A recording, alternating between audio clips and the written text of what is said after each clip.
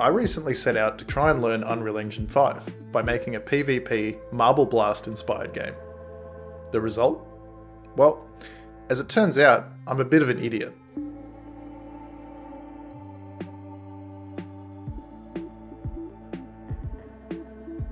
For the last few years, I've been a hobbyist game developer, mainly using Unity.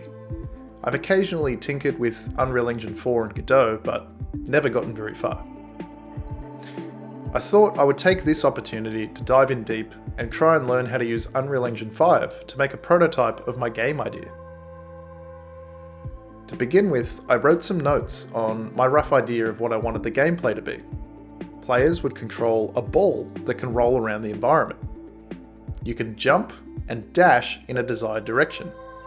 The aim of the game is to knock other balls off the platform.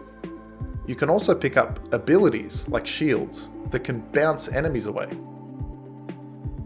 With my rough ideas written down, I opened up Unreal Engine 5 to get started. I'm pretty sure I remember at one point thinking, how hard can this be? Well, I spent well over an hour just trying to get the new enhanced input system to work, and I failed miserably. I even tried to reverse engineer one of the built-in templates to see how they handled their input systems, but I couldn't decipher what kind of black magic they were performing to get their template to work. Yeah, that's one fine-looking barbecue pit. Why doesn't mine look like that? Ah! After I wasted over an hour and a half on this, with nothing to show for it, I decided to cut my losses and switch back to using Unity. Within an hour of creating my new Unity project, I had a working prototype where I could roll around, jump, and even dash.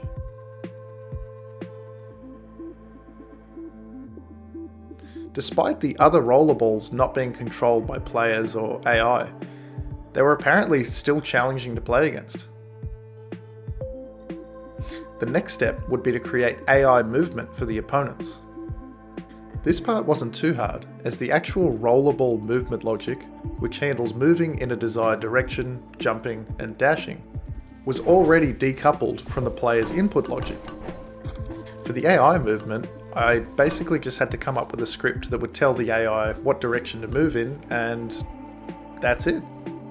To figure out the AI's desired direction, I just perform an overlap sphere check to find the closest rollerball, and then I determine a direction vector towards the target.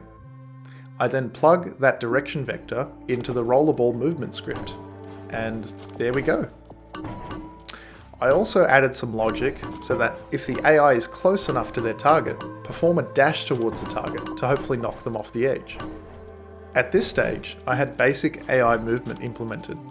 However, the AI had a bit of a bad habit of just wandering off the edge of the map. I fixed this by writing some logic that checks the area around the AI in a circle. If all the raycasts return a hit, then the AI is fully grounded. Calm.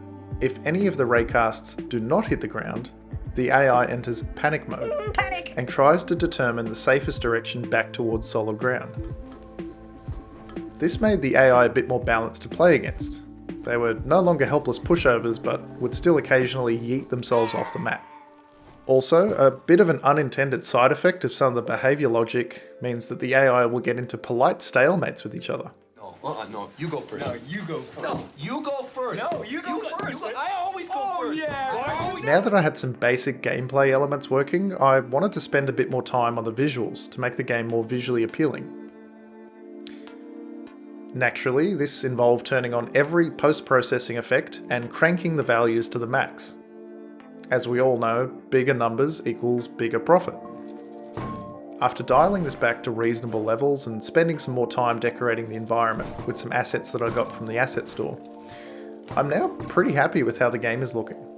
I want my environments to look and feel like small dioramas, with stylized aesthetics and realistic baked lighting. Here are some examples of the aesthetics that I'm trying to replicate.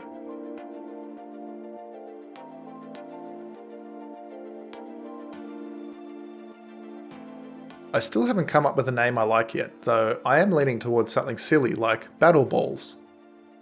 Otherwise, for now that's about all I have to show you for this project. Stay tuned for more updates, and thank you for watching.